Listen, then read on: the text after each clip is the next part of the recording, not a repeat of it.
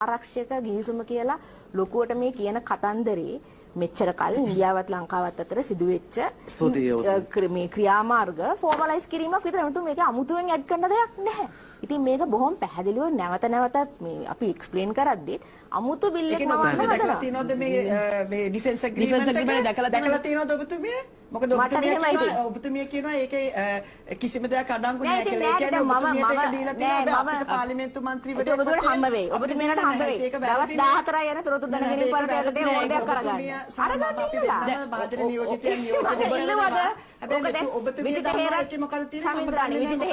විජිත හේරත් ඇමතිතුමා දැන් දවස් දෙකක් වෙනවා මේක කියලා. මේක ඔයගොල්ලෝ ඉල්ලුවද? නෑ ඔබතුමිය කිව්වනේ කිසිම අහිතකර එකක් නෑ කියලා. ඒ කියන්නේ ඔබතුමිය මේක දැකලා තියෙනවද කිවිසම? සමින්ද්‍රානි මෙහෙමනේ මගේ රජය පොඩකින් ඕව මම දැකලා තියෙනවා පළවෙනි කාරණේ. දැකලා තියෙනවා.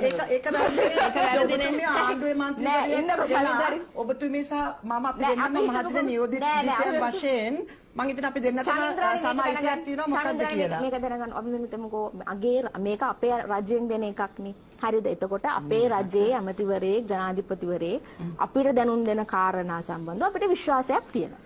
හරිද? ඔබතුමීලන්ට විශ්වාසයක් නැත්තේ ඔබතුමීලට තමයි විශ්වාසයක්. අපි මට කතා කරන්න දෙන්නකෝ. හරි පොඩ්ඩක් ඉන්නකෝ මම උත්තර ක්ලියර් කරන්න දෙන්නකෝ. ඔබතුමියන්ට විශ්වාසයක් නැහැ. ඒක පිළිගත හැකිනේ. දැන් ඔවුන් දන්නේ විකුණන්නයි ණය ගන්නයි වේදිකාවට ඇවිල්ලා මිනිස්සුන්ට තවදුරටත් වේගල් ඇද බාන්නයි විතරයි.